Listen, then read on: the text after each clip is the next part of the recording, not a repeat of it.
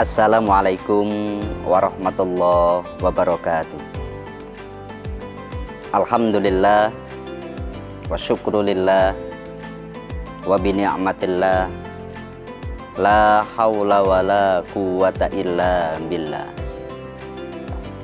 Alhamdulillahilladzi an'ama alaina bini'matil iman wal islam. Alhamdulillahilladzi khalaqal mauta wal hayata liyabluwakum ayyukum ahsanu amala. Rabbi shrah li sadri wa yassir li amri wahlul 'uqdatam min lisani yafqahu qawli.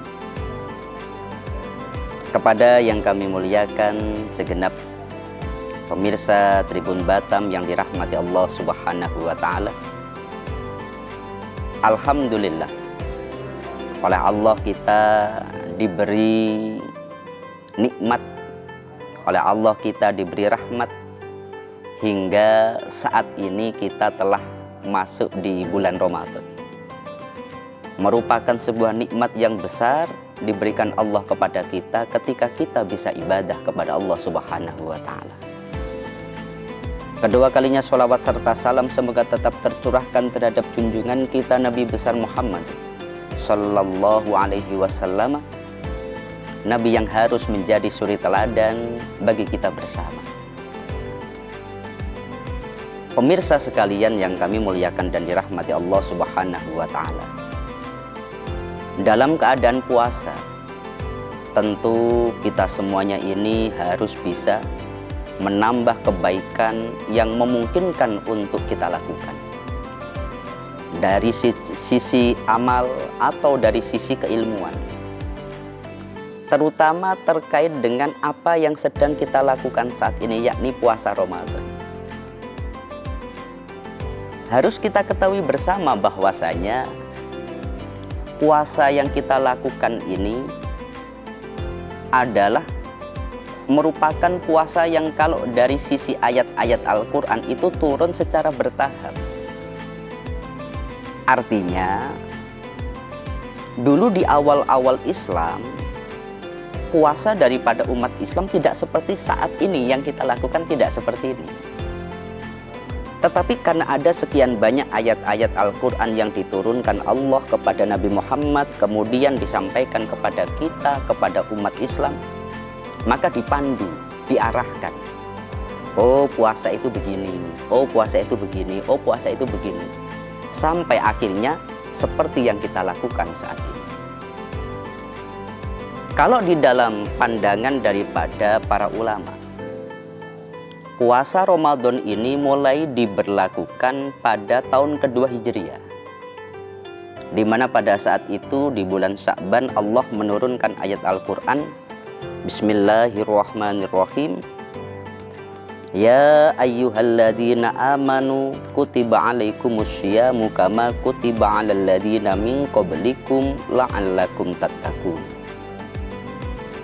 Yang kalau menurut pandangan tafsir Jalalain artinya adalah, wahai orang-orang yang beriman, difardukan bagi kalian untuk puasa sebagaimana difardukan atas orang-orang sebelum kalian, agar kalian menjadi orang-orang yang bertakwa. Maka dalam ayat ini itu belum sepenuhnya memberikan sebuah makna wajib bagi umat Islam. Makanya di dalam catatan hadis disebutkan bahwa saat ayat ini diturunkan, karena lanjutan daripada ayat ini Allah berfirman dalam surat Al-Baqarah ayat 184, wa 'alal ladzina yutiqunahu fidyatun ta'amu miskin.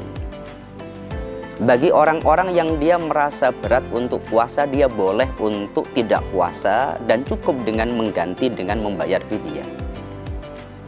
Maka ketika ayat ini diturunkan, ini menjadi sebuah ayat yang umat Islam boleh memilih.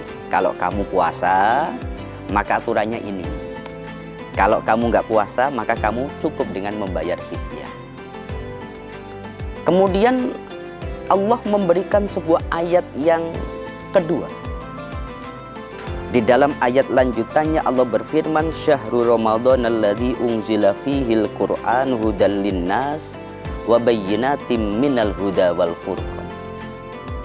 Yang dalam pandangan ulama tafsir, dalam pandangan ulama fikih, ayat inilah ayat yang menegaskan bahwa semua umat Islam selama mendapati puasa bulan Ramadan, maka dia wajib untuk berpuasa.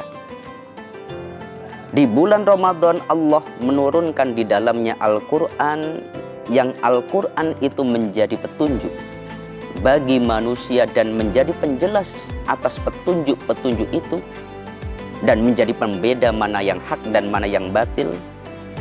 Dan barang siapa orang yang dia mendapati puasa Ramadan, wajib untuk dia berpuasa.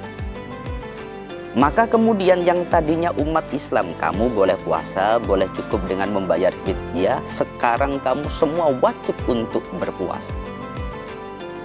Tetapi kalau dalam catatan hadis ada ayat yang ketiga, yang ini menjadi penutup daripada puasa, hingga puasa pada saat ini sama seperti ayat yang ketiga tersebut, di mana Allah menjelaskan ukhillalakum lailatas syiyami rafathu ila nisaikum hunna libasul lakum wa antum libasul lahum.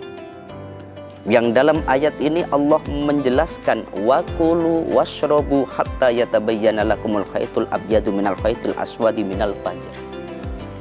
Sebelum ayat ini diturunkan, dulu orang kalau puasa, selama dia itu habis maghrib tidur, maka dia bangun jam 8 malam, nggak boleh dia makan, minum, atau kumpul dengan istri, nggak boleh. Itu cara orang puasa pada sebelum ayat ini diturunkan. Tapi setelah ayat ini diturunkan, oh, kamu boleh makan, kamu boleh minum, kamu boleh berkumpul dengan istri selama belum datang fajar. Maka melalui ayat-ayat Al-Quran ini kita tahu, ternyata puasa yang kita lakukan ini memiliki ayat-ayat yang banyak, yang dalam setiap ayat diturunkan ini memberikan panduan, mengarahkan kepada tata cara puasa yang terbaik. Oleh sebab itu, semoga hikmah daripada ayat-ayat yang diturunkan dalam puasa ini memberikan dorongan kepada kita untuk juga menjadi lebih baik. Semoga ini bisa bermanfaat untuk kita bersama, dan kami dari Majelis Ulama Indonesia Kota Batam tidak lupa mengucapkan selamat berbuka puasa, selamat untuk menjalankan ibadah dengan baik, dan semoga ibadah kita semuanya diterima Allah Subhanahu wa Ta'ala. Mungkin itu yang bisa kami sampaikan dari awal sampai akhir. Apabila ada kekurangan, apabila ada hal yang kurang berkenan, mohon maaf yang sebesar-besarnya. Akhirul qauli wallahul muwaffiq ila aqwamit thoriq. Wassalamualaikum warahmatullahi wabarakatuh.